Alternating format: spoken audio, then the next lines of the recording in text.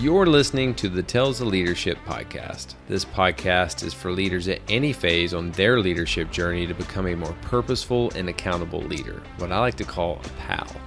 Join me on our journey together towards transformational leadership. All right, team, welcome back to the Tales of Leadership podcast. I am your host, Josh McMillian. I'm an active duty Army officer. I'm an Army leadership coach, and I am the founder of McMillian Leadership Coaching, and I am on a mission to create a better leader and to grow and become a better leader, what I like to call a purposeful, accountable leader. And my vision is clear. I want to impact 1 million lives in the next 10 years by promoting transformational stories and skills. And on today's episode, we are in for a great one. I am going to be bringing on a transformational leader. Bottom line, Dr. David Braun is a purposeful, accountable leader. He is the co-founder and the president of Oola, with a deep-rooted commitment to empowering individuals to find balance and transform their lives. Dr. David Braun has spent over a decade guiding people towards holistic well-being. As the president, he plays a pivotal role in shaping the company Oola at strategic decisions and leading the team in creative, science-based products and transforming programs that promote life balance. I'm really excited because this is one of the turning points within my life that set me on the path to being a transformational servant leader. And Dr. Braun's story is just absolutely incredible. And as always, team, stay at the very end and I'll provide you the top 3 takeaways. But let's go ahead and bring on Dr. David Braun. Dave, welcome to the Tales of Leadership podcast, brother. How you doing? Awesome, man. Thanks for having me, brother. Yeah. So I'm always humbled and to have the opportunity to talk to someone, especially someone who's kind of had a very unique journey. And I know you from the past, just getting involved with your company, Oola. So I know that you have a deep purpose. I read through your book, Oola, How to Find Balance in an Unbalanced World. And it's something that I've used personally, being in the military, to kind of help me get through some dark times and build balance in my life. So I'm excited just to pick your brain for an hour. I got you for an hour, so we're going to dive deep into it. Yeah, dude, the one thing I want to say, man, is when you reached out to me, super honored to be on the podcast, but I started checking you out. Like, I've known you from the past, but I started checking you out. Super proud of you, what you're doing with this podcast. You have great episodes on here, man, about anybody who's working on being a leader. I've been, every time I'm at the gym, man, you've been in my ear lately. So I appreciate you and what you're doing in the world as well. Dude, I love that. That kind of makes my day. So thank you. So let's just start off from just provide an overview to the listeners of who you are. Yeah, I actually started. I mean, if I go way back to where the journey began in 1997, I met a guy named Dr. Troy Amdahl. He's a co-author of the book, and he's one who first really started teaching me about living my life differently and living my life by balancing my life in 7 key areas. And when I did that in my late 20s, early 30s, I found a lot of success. Dr. Troy moved overseas to the Middle East. I had lost connection with him. I drifted from these principles about balancing my life in 7 key areas. 2007, 2008, I found myself living in a motel on the bad side of town, going through a bankruptcy, divorce, losing everything, my business, everything. And prior to this, being very successful in all areas of my life. And I reached out to Dr. Troy, who was 42 and retired at the time, and married to his high school sweetheart, running Ironman, like living his life. And I'm living in a motel on the bad side of town. And he said, you have to get back to these principles of Oola. And I said, if I get back to these principles and they work, like, this is like a prayer for me. I'm like, man, if this works for me, God, we're going to share this with the world. And 2012, Life is Better, wrote the first book with Dr. Troy, thinking it would sell about 50 copies, and it just took off, and got a publishing deal a couple of years after we self-published. We sold 100,000 books, I think, just self-published, and then it went to a publisher. Wow. 3 books later, 1 million people following Oola, and now we drive a 1970s weed bus, Vita bus, across the country. And that's what we do for a job. It's crazy, man. And you have like probably 7. How many layers of stickers do you have on that? What do you guess? What do you guess? I would say 7, just because I know that 7's like that number within Oola. So that's my guess. Yeah, it's just to kind of, for the listeners to understand this, Oola is about balancing your life in 7 key areas: fitness, finance, family, field, faith, friends, and fun. We have this event called Oola Palooza, where people declare their goals in these 7 areas, but then they pick one area, like, man, my family life needs work, or my fitness, or whatever it is. And they write it on a sticker and declare it. Well, Troy had this idea of grabbing a 1970s VW bus and driving it literally across the country to every book signing, TV, radio, whatever. And we're going to let people write on a sticker what they're going to change in life, lose 100 pounds, get out of this toxic marriage, or heal my marriage, whatever, put on the side of that bus. And these little stickers, it took us a long time to cover it one layer, but right now it's 43 layers, bud. 43 layers. Wow. You can barely open the doors. That So is it's 43 incredible. layers. Yeah. So it's basically scratch proof at this point. You can market It's that. absolutely, absolutely. Whenever we go to like a big event, we just say we're getting another coat of paint, you know? So it's incredible. It's a beautiful looking bus. So one question with the stickers, because I'm just curious, is there one that is on there that just sticks out that is more impactful than the rest? From a standpoint of the categories, by far the majority of stickers on the bus are fitness and finance. That's what people are Yeah. struggling with the most, probably followed up by family. But man, there's been some impactful stickers on that bus. One of the stories, this is where it got real for us. Mm. So Troy's retired. We write the book together. He wants to stay in retirement. The book takes off. I beg him to come out of retirement. He comes out of retirement. And we decide we're just going to go on this epic two-dude journey. Like it's called One Bus, Two Guys, 50 States, A Million Dreams. And the first trip, the first tour, we start in Coronado Island in San Diego, and we take our two boys with us. Wow. And we're just driving up the PCH. We're going to go from Coronado Island to San Francisco. Yeah. It was the first tour. And we started collecting dreams at like donut shops and coffee shops and parks and wherever we were, we collected dreams. People come up to the bus all the time, like, what is this? And we're like, hey, we're collecting dreams. You're designed for greatness. You're designed by Yep. God for this amazing thing in life. Like, what is holding you back? And people will say, like, whatever it is. And we were driving up the PCH and the ocean was out the left-hand side of the bus. And our boys were getting antsy after about 5-6 hours of just no air, no heat, 50 miles an hour up the PCH. And they wanted to go swimming. So it was sunset. We pulled over into this park. It was amazing. And our boys went out and they jumped into the ocean and we're just hanging out. And we noticed this couple, husband, wife, two kids, taking pictures with a professional photographer on the Mm. beach right at sunset, like gorgeous waves coming in, Pacific Ocean. The background is incredible. And they came up to the bus and they're obviously like what everybody says, like, what are you guys doing at this point? It looked like a chicken pox, like stickers all over. First layer. And we said, we're just collecting dreams, across the country. We're going to go across the country. We just started and we're just going to collect people's dreams and reconnect them with that dream that they had for their life. Mm. And they all grabbed their stickers and they all wrote their stickers. She grabbed a family sticker. She went to the back of the bus, put the sticker on, came around, took a picture with us, said thank you, high five, all that stuff. Kids got their dreams on the bus. And then as soon as they left, what we did is we went to the back of the bus to read the stickers. Like we wanted to know, we were so early in the process, like, what are people's Yeah. dreams? So went to the back of the bus and she had a family sticker and she wrote, to survive stage 4 cancer long enough to see my daughters become women. And Wow. that to me was the first moment the tour got real. And it was real early, first tour, where it's like, okay, we're going to go across the country. We're going to see stuff. We're going to hear stuff.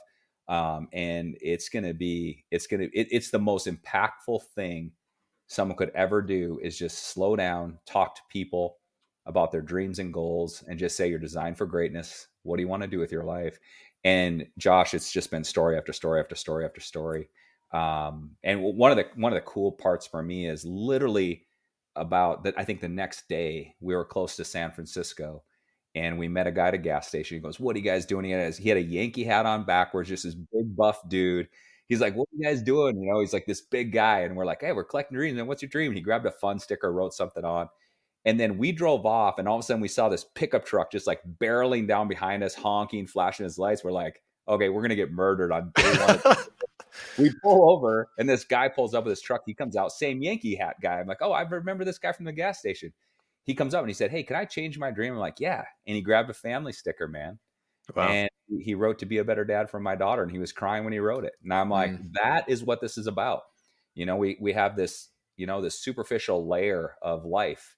And when we get deep on what we really want for our dreams, that bus has a tendency to just bring that out of people. I said, hey, I'm going to do something significant with my life. I remember reading through your book, and your nephew, his name was Jared. I want to make sure I don't get that wrong. Was it Jared? Yep. I remember reading that, and then how you talked of being grateful and having faith, like the true definition of being grateful and having faith. And like, I'm in the military. I've been in the combat arms most of my life. I work within a SOCOM unit right now, so it gets about as alpha as it can get, right? Right. When I was in company command, I lost two soldiers. Both were to like preventable situations in my eyes, something that I could have prevented. And I thought I was cursed throughout that entire time. This is before I kind of knew Oola. And then I started reading your book. And then when I got to that chapter, dude, I just like broke down. And I really started thinking about being grateful and having faith. Okay, well, if I'm going to do that, then I need to go to some of my darkest memories and figure out how I can be grateful and have faith in that time. And that allowed me to really be full transparency, dude. Like, get my mission that I'm on now of trying to impact 1 million leaders by showing them, hey, you can use transformational skills and you can be a great leader and you can inspire others to be a more authentic version of themselves and have balance in your life doing so. It really started at that moment. Like, that was the moment for me where I was able to shift my mindset of stop hunting the bad and start looking for the good when I asked that right question of like, how can I be grateful and how can I have faith in a terrible time? So I want to say thank you for that. Yeah, bro. That means a lot. I don't want to get I don't want to get emotional in the first 10 minutes of this show, but also like just looking at you and behind you, seeing the axe and the warrior helmets and all that. Like that was Jared. That was my nephew Jared. He was 16, and I Yeah. know he was a young boy, but he was a warrior. I mean, he was 6 foot, shredded football player. He was going to go play college ball. He was a stud. I mean, he was a man. He grew up on a farm, hunted elk. I mean, like we grew up on a farm, and he was just a stud, dude. And at 16 years old, gets diagnosed with bone cancer. And long story short, passes away at 18 when all of his buddies were playing college ball. He's at the Yeah. hospital, dying after 2 years of struggling with cancer. And how the story goes is we found a letter that he wrote when he pretty much knew that he was going to pass away. And in that letter, he wrote, "I'm grateful that God chose me for cancer, not my mom and dad. I'm grateful that God chose me for cancer and not my brothers or my sister. I'm grateful that God chose me for cancer, not my cousins, which are my kids." And then he said, "I'm grateful that God chose me for cancer to teach others how to be strong." And I'm like, man, if an 18-year-old kid can literally be going through, I mean, at 18, if I had to miss a football game, I'd have been devastated, or a wrestling match or something, I'd No. have been Yeah. devastated. He missed 2 years of school pretty much, and he knew he was losing his life. And he said, "I'm grateful, man, because I got to teach people how to be strong while my time on this planet." And I'm so honored I get to carry his story forward in the first book. And then obviously we wrote it in the first book, and it just became part of Oola, that everybody who follows Oola knows that story. And we've been able to have his legacy live on through that book. And it's an incredible story. But you're so right, man. And we just go through some tough stuff, and we Yeah. try to bury it a lot. And how we teach Oola or how we teach gratitude is, what happened for you, Josh, isn't right. I mean, it's wrong. It's not good. It's not great, but there's lessons in it. How can you be Yeah. grateful for what you learned in it? And that's really what gets people to kind of turn the corner with that. Yeah. No, spot on is being able to look into that and then find the lessons that you can take and just to move forward with. So kind of starting off on your leadership journey, I know you have a medical background. That's how you worked with Troy. When you first started learning this ULA framework, what were some of the challenges that you came up against? Like, all right, so this dude obviously has his stuff together, Troy. How am I going to take this framework and apply it to my life? It's like I would kind of go from the mindset of like, this isn't going to work for me. What was your mindset of how you started to adapt and use that framework, and then how did it change your life? Yeah, I was bought in super quick because I knew Troy for 2 years. So I worked with Okay. Troy for 2 years while I was going through my residency, year and a half, going through my residency program with him. And he invited me to Vegas after my graduation, got my doctorate degree. And he invites me to Vegas. And I'm thinking we're going to go celebrate my degree. And I found myself sitting on the floor at the Hard Rock Hotel for 3 days, literally working on goal setting. I thought this is the weirdest thing ever. Your three But by five cards. yeah, 3x5 note cards, and they were in 7 stacks, and it was like 7 key areas of life. I love it. And Troy told me on the taxi ride over, he said, "Dude, you are gonna crush business and money. You're wired to be a worker, like farm kid. Like you're gonna do that, but you can't make money, build a business, and lose your family and get out of shape and not take care of your mind and your body and lose your faith walk, all of that. So he said, what we're going to do, there's a group of guys we hang out every year at the beginning of December, and we hang out at the Hard Rock in Vegas, and we literally sit down and we say, where are we in these 7 key areas? Where are we going to go? Mm, And then how are we going to get there? And we hold each other accountable. And that, to me, I was bought in from day one. So I think for some people, it's a little harder to look at life in these 7 key areas for the first time. But I started looking at my life like that from day one, and I no looking back. And I was successful in all 7 areas really quick. Within a couple of years, I was like, wow, I can't believe this is my life. yeah. And then I just straight up, like, just to be super transparent, I just got cocky with it, like Mm, unhumble, had dough, had big house, cars, whatever. And I way overextended myself. Troy moved overseas at the time. I completely lost touch with him as a buddy. And the other 3 guys actually moved over to United Arab Emirates. And I was by myself, and I'm like, yeah, who cares? I mean, I got this, man. I got to, crushing my career, big house, all that stuff. And I just lost it over, by 2007, 2008, I was living in a motel on the bad side of town type of wow. story, like country music song. And yeah, it's just it's just really, truly, when I look back, if I could say one word, it's just living with complete intention and Yeah. complete self-awareness of exactly where you want your life to go and how you're going to make that happen. So the one word that I really heard there that has helped me so much is accountability. You have that group of men that you go in a Hard Rock hotel, and you probably still have that inner accountability section of people that keep you intentional towards your dreams. And I have a group of men, like minded individuals that I meet with. They're all military, active duty still.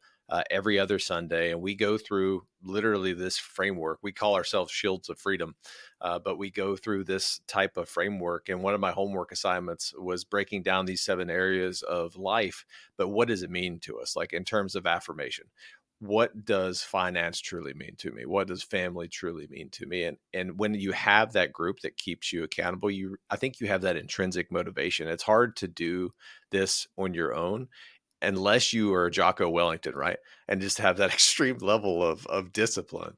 But I think that was, at least just hearing your story and knowing it through me, that's what really helped me keep this framework with intention. Because one of the metaphors that you use and that I absolutely love is the concept of spinning plates, of that maybe one area of your life is in perfect balance, but another area of your life will just say your family is not. You may be crushing it in your field, and this has happened to me before, but your family's just completely off kilter. You need to switch from that season of life to this season of life and be intentional with it. And if you have an accountability group that can kind of help you realize that, you can see those blind spots before they turn into a blocker. I think that's so key, man. I think, you take Jocko or Goggins, or who doesn't want that discipline, that integrity to Yeah. self. I think we have that in certain areas of life. Yeah. Like, there's no one that's going to say Goggins doesn't have integrity with his fitness or being able to push through pain to get his workouts in. But then you have to say, like in Oola, we say that's great, but you have to be integrity in all 7 areas. And that's where I Yep. think you need a team, because Yep. we're naturally driven. Every single person is naturally driven to do something, crush fitness, work on our faith, work on our family life, hang out with buddies, crush a business, Yep. whatever. But it's really rare. I personally haven't met anybody that can do all 7 areas, spin all 7 plates like you're talking about, without a team that can Yeah. guide them, without a team that can say, hey, man, you're doing great in your business, but you're getting a little soft, man. You got to hit the gym. Or, man, you're working in the gym, but are you spending time with your family or with your Yeah. faith walk? Or are you having fun in life? And that's where I think the accountability is key. So in Oola, we talk about integrity and discipline. Those are straight up what are called Oola accelerators. They're going to get you being in integrity with yourself, integrity with others, being in discipline of your goals and dreams. But then having an accountability team really helps you keep on track. So we have a group of guys, same way. And I'm coming up on 2024 here. So we're going to be like, hey, here are my dreams. Here's my goals for 2024. And they're Mm. going to hold me accountable, man. They're going to trust me. They're going to hold me accountable to make sure that happens. I love that. And you kind of mentioned something, Oola Accelerator. So let's dive into that bad boy. So love, gratitude, discipline, integrity, passion, humility, and wisdom. How did you, when you were going through this framework, pick those out and be intentional with those 7? It was actually like, so if you go 1997, Troy and I are working as a group of guys working on balancing our life in these 7 key areas. It was always just guys hanging out. I mean, when you hang out with your buddies, right, you're just talking about different things. And there would be years we would struggle. There would be years we would win. We would hit, we set 3 goals in all 7 areas. That's 21 goals. That's a lot of big Yeah. goals. And we would hit 19. Next year we'd hit 7. And as a group of guys, we just started talking about why. Like, why Mm. did you hit 19? Well, I had serious discipline and I was in full integrity. Why did you not hit them? Well, I ran into fear, or I'm struggling with guilt for my divorce, or, Yeah. guilt of something that you went through in the past, or I'm struggling with straight up flip. I was lazy, dude. I'm struggling with laziness. That's my whole thing. And that's a blocker. So it was just stuff we had talked about forever. And then when we sat down to write the book in 2012, we just really laid it out, like, what are the 7 most common blockers we've all talked about, and what are the 7 most common accelerators, and that's how that all came about. And those bins, I think, are like beautifully categorized. Like love is something that, at the essence of how I lead, love is the fundamental bedrock. So I define it kind of really as meekness, because I believe being a strong leader also means that you have to learn to control your emotions, how you communicate, how you actively listen towards other people. But at the end of the day, it's all about love, loving the people that you work for, loving yourself, loving the organization, and then just loving the mission. And that was the one that always kind of sticks with me. But I'll ask you, which one is like your strength? What's your top accelerator that you kind of always kind of go back to? Yeah, I'm gratitude all the way. I love it. Love is great. I talk about that inside my like family with my kids and stuff a lot. Like, love and Yeah. kindness, man. That's what we're going to leave on this planet as a family. Like, we are going to leave a legacy of love and kindness, because I think we Mm, need to be kind to people and love ourselves. Um, but gratitude a little bit because of Jared, and yeah. also a little bit because the opposite of gratitude is complaining. And nothing drives me more crazy than people complaining, especially like, dude, you know, like, you're in the service, man. So like, what you've done for us that aren't is just incredible. Like, I don't think people understand. I've been able to travel with Oola around the world, like multiple countries. And what we Oh, have in the US is just absolutely insane, from a yeah. standpoint of, like, I can get up in the morning and do whatever I want to do. Yeah. And I'm in complete control of my life. So there should be zero complaining. Yeah. In most parts of the world, but there should be zero complaining here, because it's like, you go human history from the first human that walked this planet until maybe about 40 years ago. You're just trying to find food and you're trying to stay warm at night, and no one even Surviving. just surviving. That's been the whole million years of evolution. And it's like, we legit complain if our latte is not quite right, or if it's a little too hot or cold outside. It's just absolutely absurd. So that's probably my thing, is just being grateful for all things, and just really understanding the blessings that we have, because it is absolutely insane, the blessings that we have, and how we get to live our lives. It's absolutely incredible. And you're going to be challenged. I'm going to be challenged. I've had tons of challenges, and my nephew had cancer at 16, 18, 17, 18, and he goes, I can still be grateful for the lessons. So I'm all about that one, man. And if you're grateful for everything, you quit complaining, man, you can go a long way in life. I love that mindset. Is that challenge? Life is really an adventure. It's a journey. It's never ending. And the one thing that is always guaranteed is life is going to give you obstacles. And in the military, we define obstacles in 4 ways. So it can either block you, it can turn you, it can either fix you or disrupt you. But I've always viewed obstacles as an opportunity to get better, to forge me into a better version of myself. So every obstacle, come on, I'm going to be a better version of myself, and then I'm going to go inspire other people. And I always talk about like a sledgehammer mindset. Whenever life gives me a challenge, I'm just going to bust through that obstacle and then allow other people to go through the breach with me. But I Yeah. love that mindset.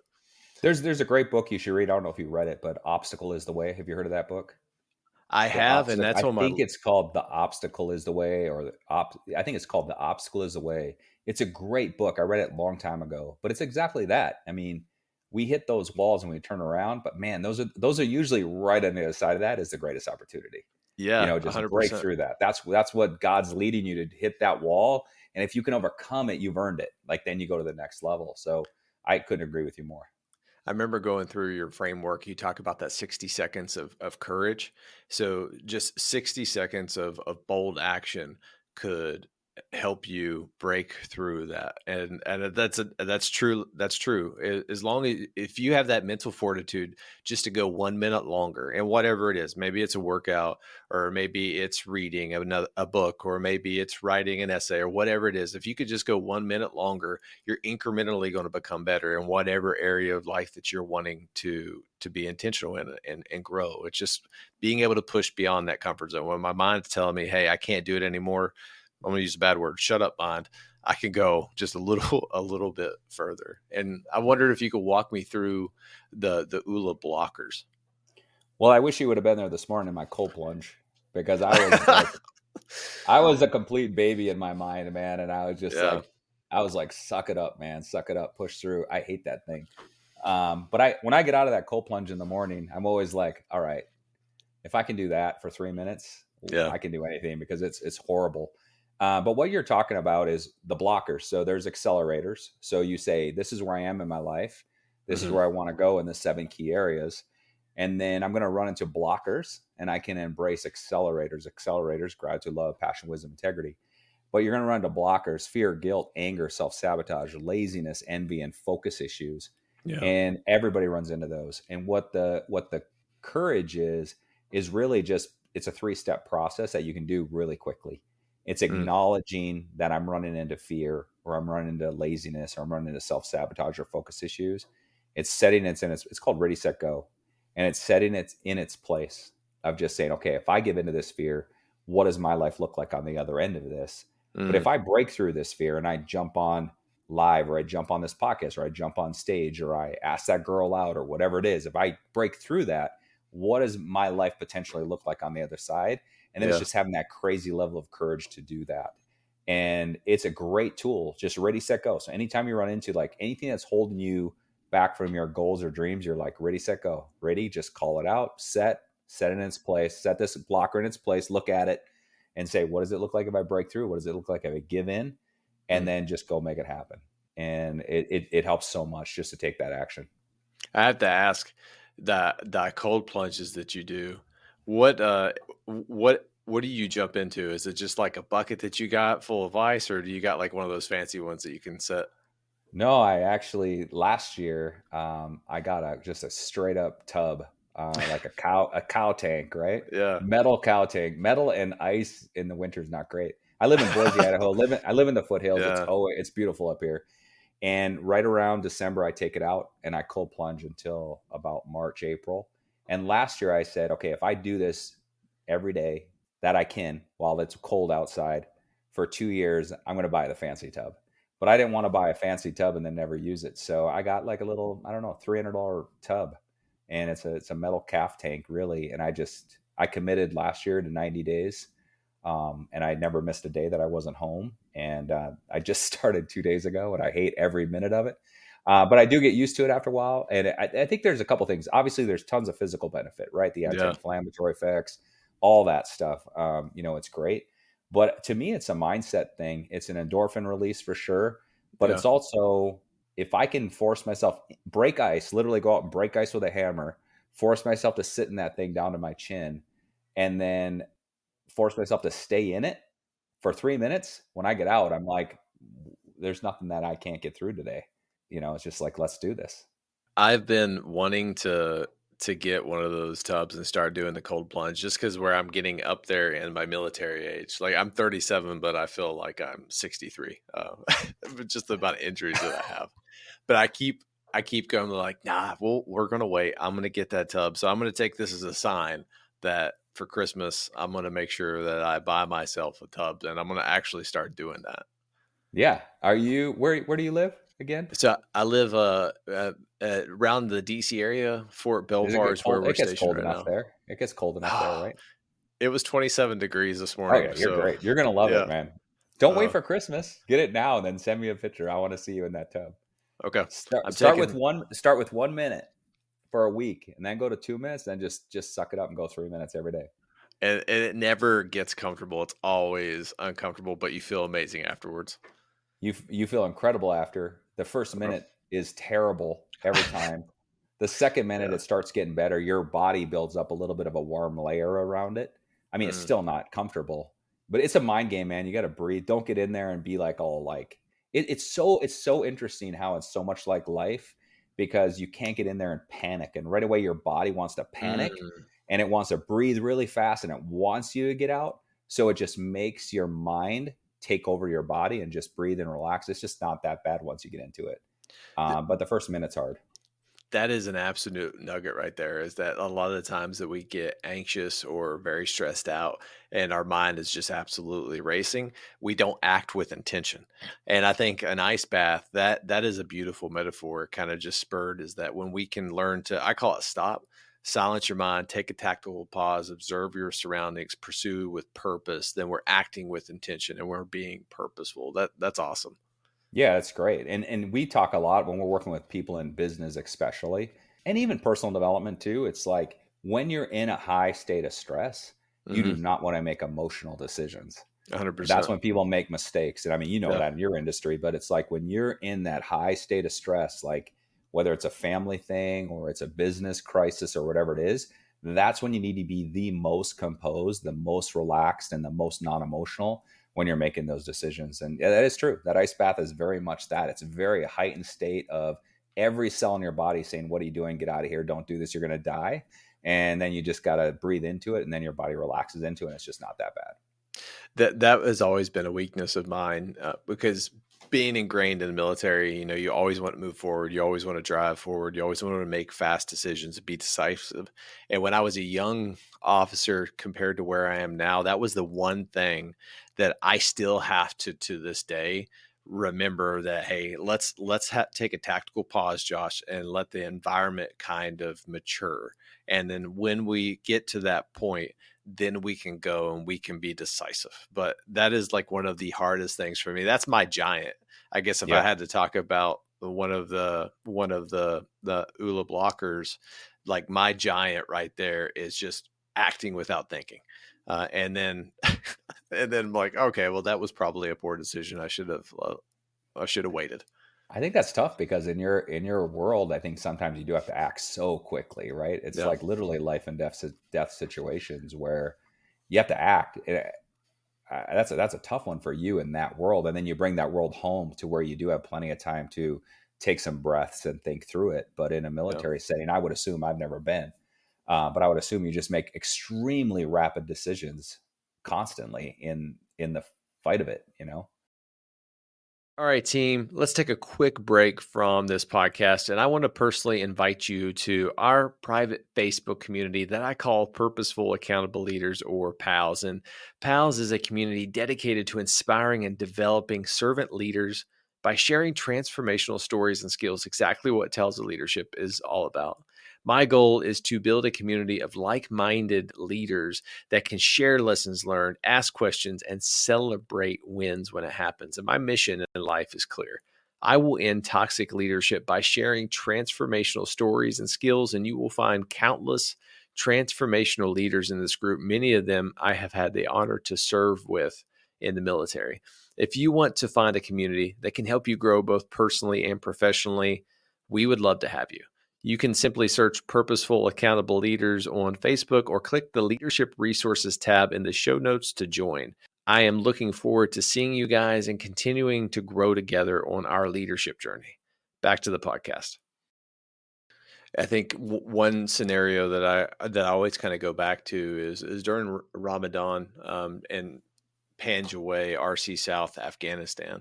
And whenever you get ready to get into a firefight, it's really weird and ominous. It's like in the movies, like where Wild West, everyone's out on the streets, but soon as the two gunslingers come out to the center, everyone goes away, and it's like the air becomes stale, everything's quiet, you can hear a pin drop. But it's the same way, at least when I was over there in Afghanistan. It just didn't feel right. And we took a tactical pause, and instead of like going out and doing a patrol, what we ended up doing is just a recon by fire. And this was the moment in time that I understood, like, okay, let's act with intention and not just do something rash. We did a recon by fire, which was just a way to kind of elicit a response from an enemy. You do a burst in a direction that is safe from civilians, seeing what type of response you're going to get back from the environment. Soon as my saw gunner did that, Devin, it just completely opened up. I think it was like 70 some odd fighters that tried to attack our position, but it was absolutely insane because in 1 minute it was complete peaceful. Then the next minute it was complete and utter chaos. So we were being tactful up to that point. But when that point happened, then we were decisive and we all knew how to act because we had our cleared roles and we had our clear responsibilities. But that would be like the one story that I would always talk about: setting tactical patience, allowing the environment to set up for you, and then you attack with purpose. Yeah, it's such a beautiful story. And just for me as a civilian, that sounds so crazy.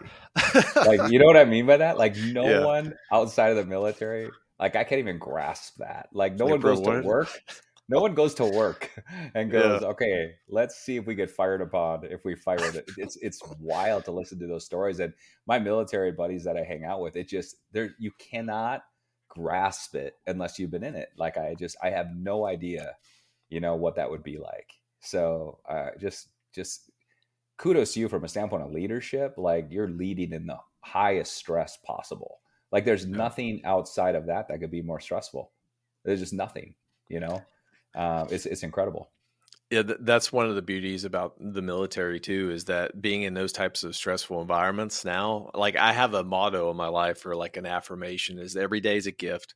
I'm not going to waste mine because I remember what a bad day is. So now, being an acquisition officer in the military, whenever we run into a situation that seems like, hey, this is just a bad day, I always go back to like those moments in time, and like, hey, today's a gift. We're going to figure out how to get through this, and just continue to move forward, because I have been put in extremely rough situations. And I know that I can use humility. I can use those accelerators to get me through that. And it's still going to be light on the other side of the tunnel. How have you taken those, like, moments over there and brought them home for the better? And is it hard for you? No, so I've never I've been blessed from the opportunity of, and I thought, and I reflected a lot on my deployment.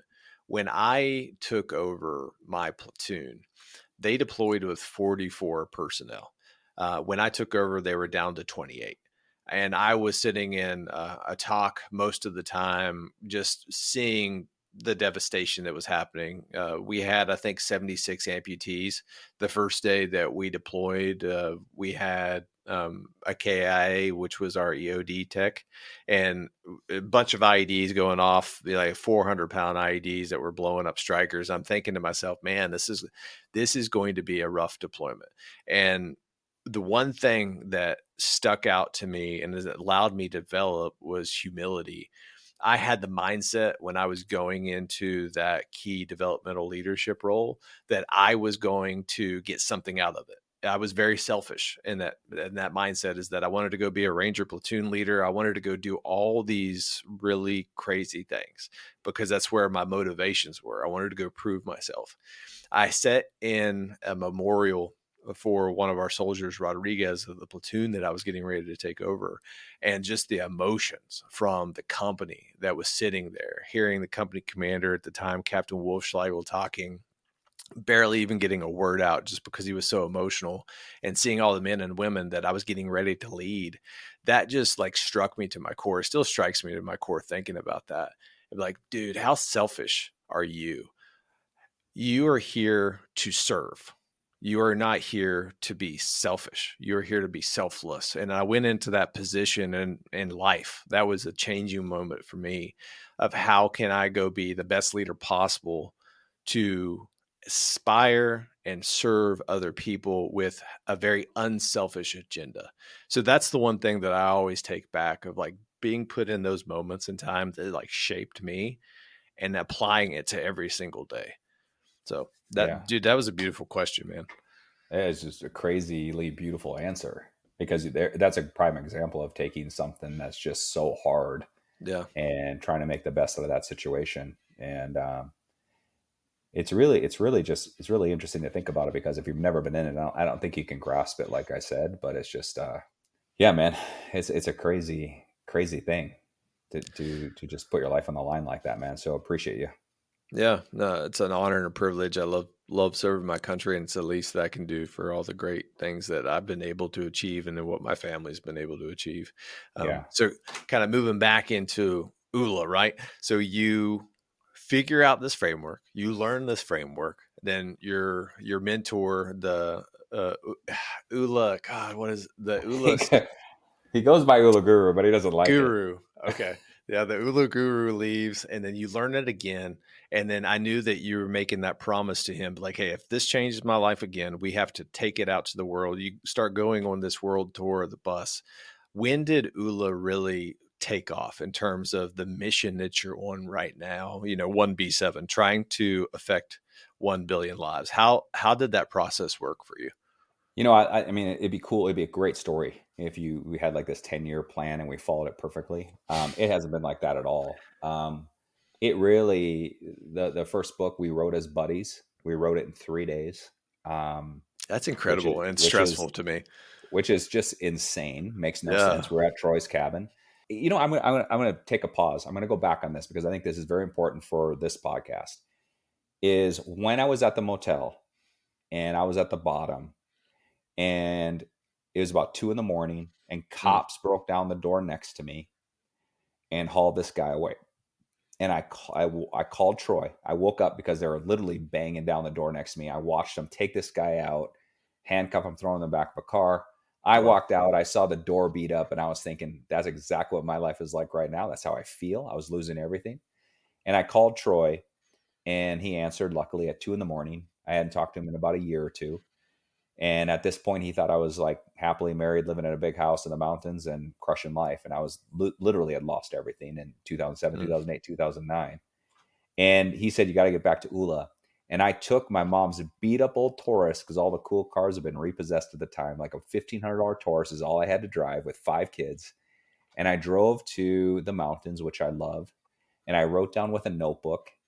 And I started going through my Oola, but I wrote in this notebook when I came to career field. So fitness, finance, family, field, which is your career. What do I want to do with my life? And I just reflexively started saying, I'm going to open a clinic again and da da da da da. And then I tore that out of my notebook and I said, okay, if I could do anything I wanted to do, because I'm at the bottom now, so who cares, right? Like I'm not trying to hold on to anything. I'm like, if I could do anything I wanted to do. And I wrote down on this notebook, it's right in front of me. It's never left my side since 2008. Wow. And I wrote down, be a visionary leader, educator, entertainer, facilitator around the world, and forever be grateful for my journey. And then I said on the bottom, why do I want that? I want to have the ability to show the wonders of God's world to my children. Because at that time, one of my Mm. biggest prayers was, I don't want to die in this motel. And my kids are like, and my parents are like, yeah, he was a loser. He died on in a motel on the bad side of town. So I said, Wow. I want to be a visionary leader, educator, entertainer, facilitator around the world. I want to do this because I want to be able to show my children that I can be successful. I want to show them the world that God created for them. And that's been my thing forever. Like I have carried this notebook around since 2008. And Wow. that's been the guiding light. So Oola's gone a million different directions. I had no idea we were going to have a bus. I had no idea we are going to have these things called Oola Palooza. I didn't know we are going to have a nutrition line. I didn't know we are going to sell our company. None of that. And I didn't know we are going to have 1 million followers. I didn't know we are going to have a book deal. So what it really comes down to, I think, is if you have just that guiding light in the distance, of I don't care what I'm going to go through, because I know from that motel to where I am today, I'm going to go through a lot of crap. I'm going to go through a lot of crap trying to Yeah. build Oola, but I was so committed. Like I'm going to be a vision. I didn't even know what being a visionary leader, educator, entertainer, facilitator. I didn't even know what that meant, but it came from my heart. I was in tears when I wrote it, and I'm like, this is what I'm going to do. And I think if you have such a strong commitment to something and a strong why and why you want to make that happen, I think you just let that naturally evolve. You just work hard towards it. And it's not like, you start at A and you go to B. It's like you start at A, you know where you want to go, but it's not going to follow the plan. And we've been all over the board. So, yeah, I mean, it's been a crazy, crazy, crazy ride. But I think when I felt like, this is going to sound so stupid, but when I felt like it finally kind of was a thing, is about 90 days into the book when someone we didn't know finally bought a book.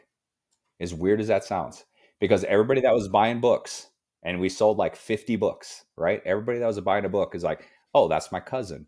Oh, that's Troy's brother. And and all of a sudden someone from New Jersey bought a book and I didn't know who they were and Troy didn't know who they were. And I'm like, okay, wow, this could be something.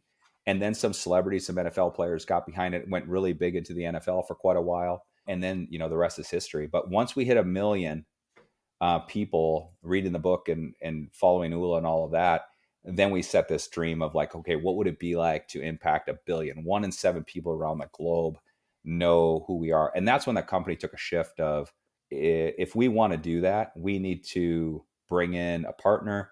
We need to Yeah. have an actual, it can't be just one bus, two guys. It has to be like one bus, two guys, and then a team of Yep. hundreds to make this happen. So now we're starting to build a team. So we have a great CEO who's built 2 massive companies. We have an incredible CFO, CGO. We're backed by an incredible company right now, $1 billion publicly traded cellular nutrition company that's working on our nutrition line because I'm 51, Troy's 55. We're both big time into nutrition. So now it's taken on a life of its own, and it's just kind of going. We actually probably have a plan for the first time in 10 years.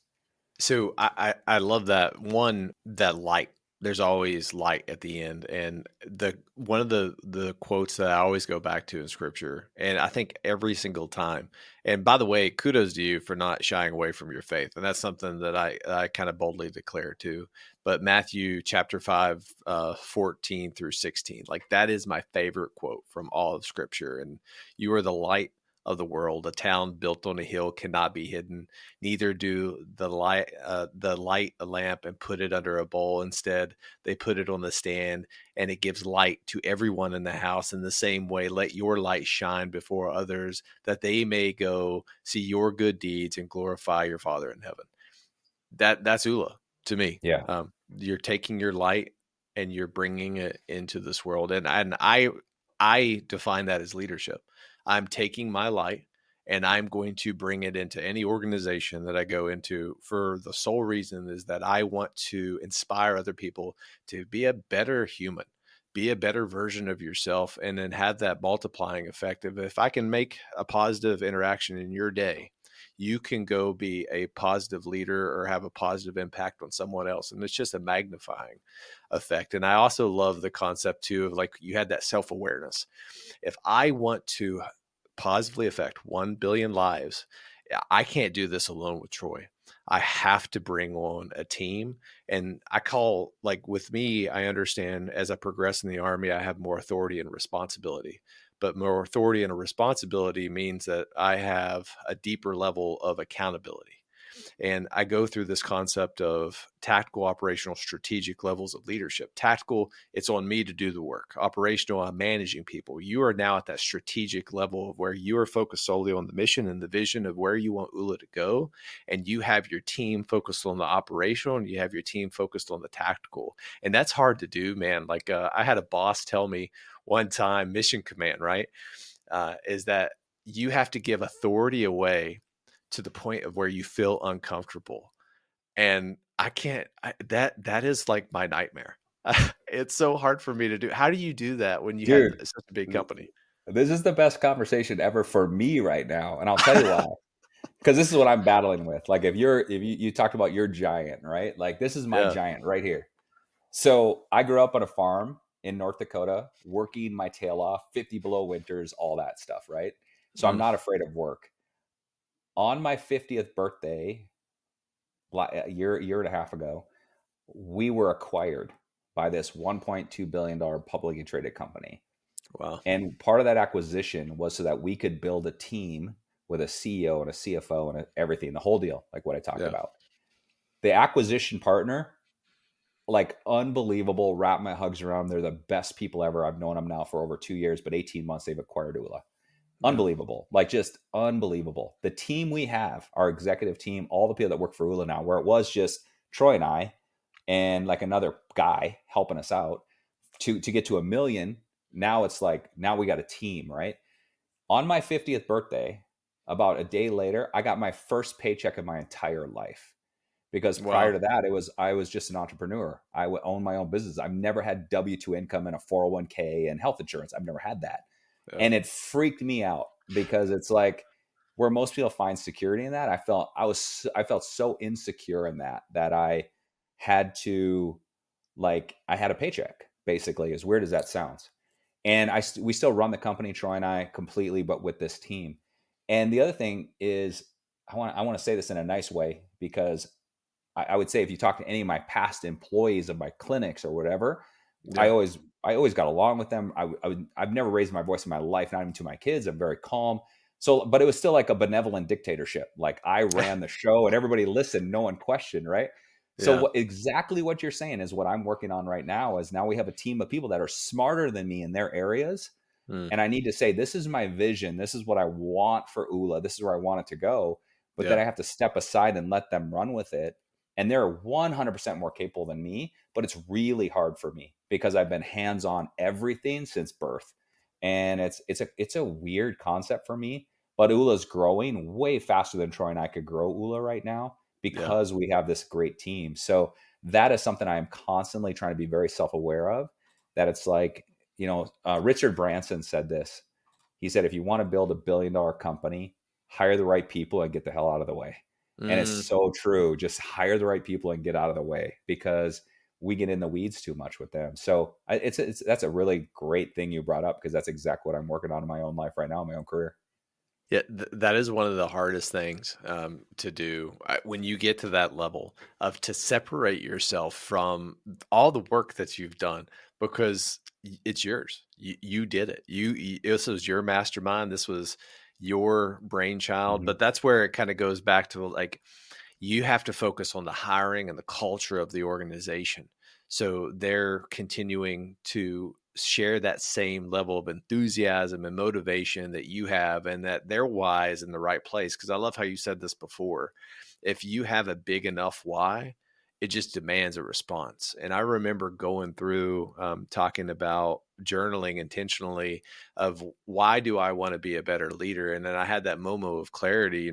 Sitting down in my thinking chair, I just started crying, because I realized that, hey, this is what God has gifted me with, and this is my purpose on this planet, and this is how I can make a change. And that was my moment of clarity. But you'll work through it, dude. I have no doubt that Oola will continue to go and meet that 7 year mark of 1 billion lives. And when is that? When is that Yeah. 7 year mark? So we're 2 years in. So we have 5 years to Uh, go. And what we've done That's is we've employed ambassadors, people that can actually be part of Oola, make a yeah, career around it, and then coaches. So we have coaches in all 50 states, 23 countries, teaching Oola and coaching Oola and taking it to people. That's been huge.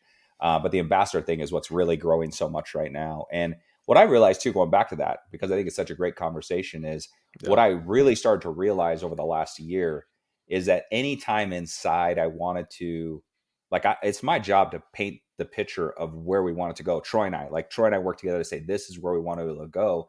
And we yeah. have these incredible people that do that. It's all ego that would get in the way of me stopping that. Mm, So it's really just being self-aware and going like, okay, they're way better at this than me. I mean, Travis, our CEO, has literally built two $1 billion companies. that's I crazy. built $5 million companies. Like, he needs to lead this, right? And he's unbelievable. First of all, he's an incredible human. He's incredible at what he does. He's super smart, super well. It listens. And he's a great leader, and it's awesome. And it's just making sure I'm always like telling my vision, working hard, being the hardest Yeah. worker in this company, but also on the back end of that, making sure that we let the right people lead where they need to lead. So I'm getting better, but it was a hard shift for sure.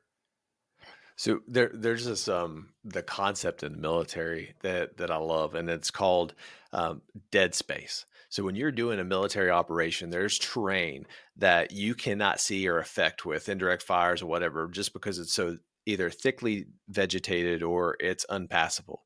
And it's the same is true in life.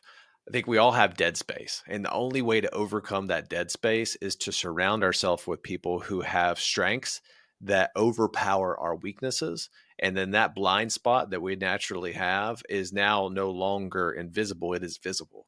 And Mhm. you're spot on, man. Like that, I'd love it. Like the whole self-awareness and hearing it from someone who is so successful, because this is just a common theme that I've struggled with at a lower end in the military. And I know that every leader struggles with. It's just having that type of self-awareness and the ego of letting go of your ego and going back to the accelerator of humility and Mhm. then gratitude and just embracing yourself in that. Yeah, I think if you want to look purely, we're actually going through, starting tonight, like in 2 hours, we start going through what's called the Confident Leader training with our coaches. It's a 1 year training program called the Confident Leader, Becoming the Leader You're Born to Be. And the whole training, the whole 1 year training is built around embracing the accelerators in leadership, embracing love, loving yourself, loving others, loving your mission, love what you do, embracing gratitude as a leader, not being the one who's complaining, but Yeah. actually the one who is like not complaining, showing gratitude, showing kindness, moving forward with your team and yourself. And it goes all the way through, like wisdom, gaining wisdom from yourself, from your experiences, from mentors, trying things. As a leader, you should try things and then see Yeah. what's working, what's not. And then also working through those blockers. So we're going to do a half a year on blockers as a leader to be a more confident leader, and then half a year on embracing the accelerators. But it's so true. It's like, we have everything we need inside of us. We just have to develop it and get out of our own way so many times. So I've been waiting to ask this question. I'm really curious. So 2024, right around the corner. What is your one big thing that you set for 2024? So I have 21 goals. I have it narrowed down to my what's called the top seven. So you set 3 goals in each of the 7 areas.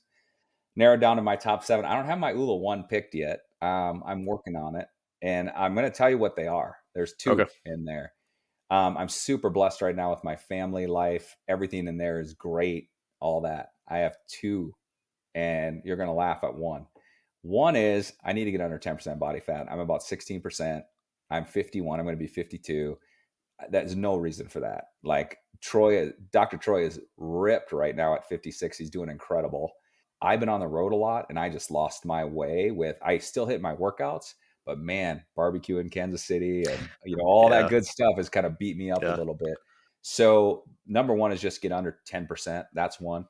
And then the other one is just really I have some goals within our company, because our company is really, we just launched this final product line 6 months ago. So we're almost like brand new. It's like multivitamins, nootropics, adaptogens, probiotics, right? Really helping mind and body health. And I want to make a massive impact on mental health and physical health in this country and around the world. So I have a big field goal, career goal of where I want to take the company by the end of the year, lead this company with the team that we have.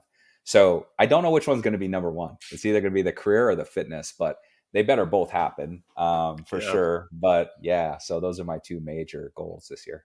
If I can persuade you, the field goal, man, dude, that I love that, especially now because I think people need to have mental clarity, and there's so much depression, there's so much anxiety, there's so much transition and chaos in the world right now, and people just need that ability to quickly learn how to be resilient in life. And I think that kind of goes down to that word being resilient in life and allowing. There's a beautiful quote, and I don't know who to attribute it to, but you don't have to control an ocean. You just need to learn to ride the wave. And when we can develop that mindset, but it's hard to teach people that. And if you can figure out and crack that nut, because like veteran suicide, that's one of my huge things that I'm trying to curve. And I think God's blessed me through the ability to create better leaders, because if you have better leaders within an organization, you have lower turnover, you have a better culture, you have a better climate, you have better leaders below you. Like it just makes a better person. But I think if you can develop that type of framework at a very large level, a strategic level, the impact would be outstanding. So that was my persuasion. I'm sorry. Yeah, I no, it's great, and I love it, and that's most likely the direction I'm going. The 10% thing is really weird because it's just getting my health right so I can do this for a Yeah. long time. If I look at and my health is not bad. I mean, I'm actually pretty healthy, but I look at like, okay, I'm 51. I want to crank Oola until I can't crank Oola. Like I want to help as many people as possible. So I just need to be in really good health. So most likely both will happen. But we just had our event called Oola Palooza in Nashville a couple weeks ago, and 3 levels of people, Wild Horse Saloon. It's this big venue. It's incredible. And we hand out a piece of paper where privately people answer 14 questions, and then they fold it up and they don't write the name on it. They stand up and they all mix around and they hand their piece of paper to someone else and grab someone else's. And they keep doing that 4 times. So at the end, when you sit down, you have a piece of paper in front of you, you don't know whose it is, right? No, there's no chance you know whose it is. It's been mixed up 4 times in this pile of people, 3 levels of people. And then we have you stand if your question says yes. Mm, And the exercise is called standing together. And what we're saying is you don't know what the other person is going through next to you, behind you, in front of you, above you, in the balcony, whatever. You don't know what they're going through. But in this community of Oola, we're going to stand together. And I'm going to mm. tell you, bud, there's 3 questions on there that we've done this 2 years in a row. 3 questions in there that just give me goosebumps and make me want to work harder than I've ever worked in my life. The question, I feel anxiety and worry daily. This year, 60.3% of that room stood up. Wow. So of people that spend $1,000 a ticket and fly into Nashville and spend 2 days working on themselves, still 60.3% of that room is straight up feeling daily anxiety and worry. Over Wow. 40% of that room feels lonely on a daily basis. Lonely. Wow. And 20.1% of that room this year said that I think it was 20.1 last year. This year was like 19.9% of that room said they consider ending it all and committing suicide to just get out of this. And this is a room full of happy people Yeah. posting pictures, hugging each other, great community. And 20% of that room thinks that they want to end it all. And that's where it's like, we just have to get this everywhere, because mental health is just a real thing that we Yeah. need to take care of. And we need to do our part, at least. I mean, we're not going to fix it, but man, we need to do our part. Yeah. I think of the concept of a combat multiplier. If I continue to go out, try to build better leaders, and you're continuing to go out and you're helping people find a balanced life and bringing awareness to mental health, all the powers converged. There's going to be enough positive energy. I don't know if you ever read the book Map of Consciousness, but Mm. it's a beautiful book of talking about like how we can raise our conscious levels, and how the higher you go, the more positive energy, and how it's a really awesome book, and I'd highly recommend it. But like, we can raise the consciousness of humanity. It's time for our final show segment that I like to call the Killer Bees. These are the same 4 questions that I ask every guest on the Tales of Leadership podcast. Be brief, be brilliant, be present, and be gone. Question 1. What do you believe separates a good leader from a great leader? Humility. Mm, Straight up humility. Just being humble, being out of ego, being very self-aware, and being humble and making it about the mission, not about themselves. I love it. What is one resource that you could recommend to our listeners so they could be a better leader today? Man, now you said be brief and be quick. I love Oola. I love the framework of Oola. But even just this podcast, and just keep putting good things in your ears, man. Just keep listening to good things over and over. I love it. All right. So the third question, if you could go back in time and give your younger self a piece of advice, what would it be? Relax, enjoy the journey a lot more, man. And I tell every kid, that everyone I meet in their 20s, I'm like, be patient. You got so much time. Just enjoy every single day, but work your butt off, have fun. But I think I was really worried a lot in my 20s that I'm not going to be successful or whatever, and just enjoy the ride. Yeah. All right. Last question. How can our listeners find you, and how can they add value to your mission? OolaLife.com, OOLALIFE.com, Oola Life on everything social media. I'm Oola Seeker on social media. And honestly, just the best thing is just be the best version of yourself. Use Oola in your way to live your best life. And if you feel like you want to share it with others, jump on the bus with us and do it. Yeah. This has been an awesome podcast, brother. Like, I think this is probably one of my favorite ones that I've filmed. So thank you for being intentional with me and spending your time with me. Super fun, dude. I'm not gonna lie, I got a little nervous when you say you're gonna fire blast me with 4 questions, but I made it through. So Yeah, I you're feel good. good, dude. I feel good. Hey, cold plunge, man. I want to see you. Send me a So picture. I wrote that down. That's going to be one of my, I don't know if it's going to be my one big thing, but it's going to be one of my goals for the year. I love it. I love it, man. Thank you so much for All having right. me. Appreciate you. Yeah. Have a great night. All right, team. That was a phenomenal episode with Dave. I'm going to try to be short, but it's going to be really hard because there's a lot of key takeaways that I got from this episode. And the first one was just being grateful and having faith. And I genuinely mean that the pivot point in my life happened when I read his book and I heard his nephew's story, Jared, of being grateful and having faith and his definition of it, and going through all the memories that I had of losing soldiers and losing friends and feeling that I was cursed, feeling that I was failing, because who am I if I am not a inspired leader? I think everyone is a leader. You have to be a leader of yourself, your team, your organization, your family, your community. And I realized that I was looking in the wrong areas. I was looking through the lens of blockers in life: fear, guilt, anger, self-sabotage, laziness, envy, misdirection, focus. I should be focused on accelerators: the love, gratitude, discipline, integrity, passion, humility, wisdom, but specifically gratitude. And when I started hunting the good stuff, I could look at those terrible times in my life and pull things out that were positive. And that was one of the pivot points in my mind, in my life, of where I started to make positive change in myself, focusing on self-care, focusing on being a better leader of myself and building self-confidence. That was the moment where I started hunting the good stuff. The next key takeaway that I have is, what are your accelerators? So we talked about those accelerators before, and I just mentioned them again. But life is going to do one thing, which is guaranteed. It's going to give you ample opportunities to test yourself. You're going to have more challenges and obstacles to overcome, but that's okay, because that is life. There are always going to be something that's going to block us, disrupt us, fix us, turn us. That's the definition of an obstacle. And it's okay to be fixed, disrupted, or turned, but it's not okay to be blocked. Leaders, purposeful, accountable leaders, do not allow obstacles to prevent them or their teams from moving forward. They apply a sledgehammer mindset. And in order to do that, he uses the framework of ready, set, go. So ready yourself, understand the situation, set yourself, get the tools and the resources that you need, and then go. Take decisive action. It's the whole concept of what I like to call stop, silence your mind, take a tactical pause, observe your surroundings, and then pursue with purpose, right? And then the last one that I have is ego. Letting go of our ego is one of the most critical elements of being a servant transformational leader. And why is that?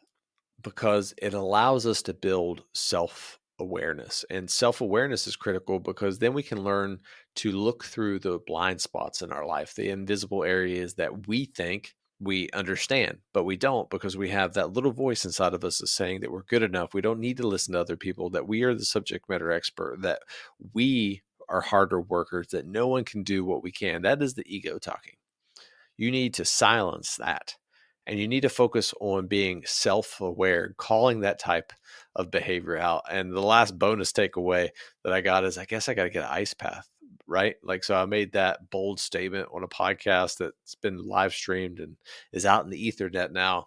And I've always wanted to do it, but I'm doing it. I'm getting an ice bath, and I'm going to start the ice bath challenge. Hey, team, if you've gotten any value from this episode or the content that I push out, let me share another resource with you that you already know about if you've listened to my episodes, but that's McMillionLeadershipCoaching.com, specifically the articles that I write. So this episode, you can go to McMillionLeadershipCoaching.com when it officially airs, and you can read through an additional article that I have wrote for this podcast episode, because at the end of the day, I'm just trying to produce powerful content for you to be a better leader, a more inspired leader, or what I like to call a purposeful, accountable leader. And do me a favor, share this podcast on any platform you listen to, share it and send it to someone.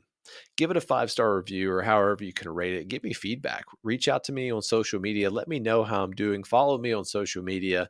That would mean the absolute world to me. And if you want to support the channel, you can do that by going to McMillion Leadership Coaching or Tales of Leadership /Buzzsprout.com, and you can support or donate to the show there. And everything that I get is going to go back to producing powerful content.